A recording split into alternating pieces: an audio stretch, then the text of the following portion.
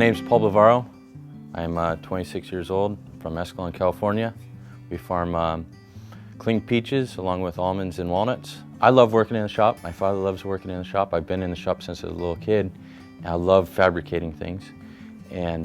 But you know, the biggest thing, peaches are a dying breed. We're losing ground. Nobody wants to eat a little canned peach anymore. They want to eat a big, voluptuous, fresh peach out from the market. So we're having to be proactive on labor, keeping our expenses down, and keeping our production up. Well, I'd love to stay in the peach industry. We've been in it. My family in Italy was in the peach industry.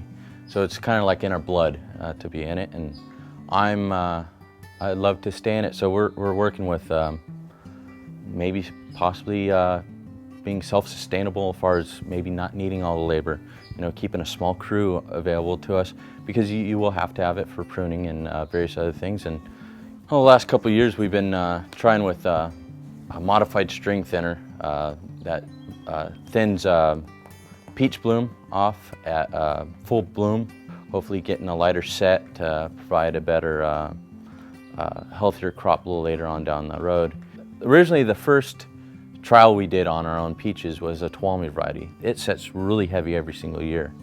And we ended up going through, and we could have done a little bit heavier as far as thinning, but we ended up thinning pretty good and got, let's say about 50% of our underside of the hangers thinned out.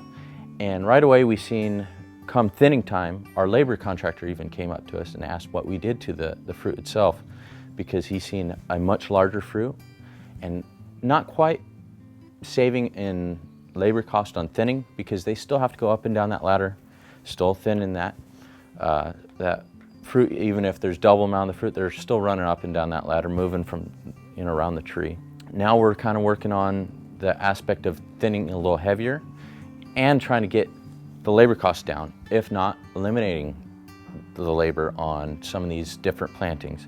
Maybe not work on every planting, won't work on every year. You know, some years you might just have to attack the underneath of the tree, and then some years this top of the tree might set really heavy. So there's always variables going on, weather, chilling hours, and whatnot. Last 3 years we've been having real bad issues, not getting enough chilling hours, especially on the Stanislaus variety. So we haven't really touched those peaches. But the other varieties that set pretty hard, your Tuolumnes, your Ross, those real strong, vigorous trees.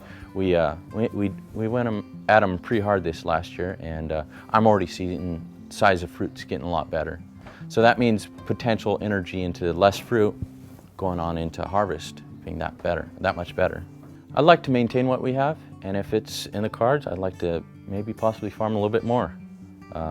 It's good to be diverse. You can't have all your cards in one place. My dad tells me times of when the almonds and walnuts weren't doing well, those peaches bailed them out, or vice versa. It's all, they kind of help each other out. I get a kick out farming peaches. That first couple weeks of harvest, I love it. I mean, just going out there and smelling the fruit and seeing what you did all year long. You know, going from that little blossom to this big, beautiful peach at the end of the year, and seeing it go to the cannery. It's pretty neat.